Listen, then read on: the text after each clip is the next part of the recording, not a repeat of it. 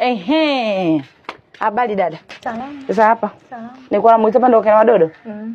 Hayupo. Yupo. Nitie. Nilikuwa nakudanganya, hayupo. Ameenda?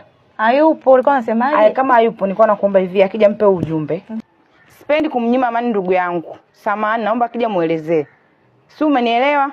Sipendi ndugu yangu ana amani muda wote yeye nani? Naomba akija mpe taarifa. Sitaki.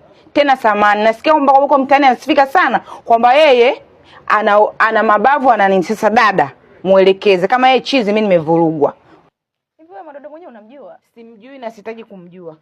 Ungekuwa unamjua sidhani kama ungekuwa unaongea maneno kama hayo. Na sihitaji kumjua. Ila mpe taarifa zangu. Nakuonea huruma sana.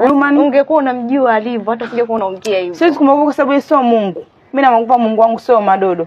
Kiukweli naona unanichekesha. Yaani nahisi ukimuona hata usingekuwa unaongea. Yaani ningeongea vizuri au nisingenyamaza kwa sababu na kitu kinaniuma. Ndugu yangu anamkishia amani. Kwa hiyo nisingeweza kunyamaza dada. Amini hivyo. Mwambie atukome ile familia ikome. Yaani atajua kutuna si wabaya. Tena akome. Sawa. Mtu wengine bwana.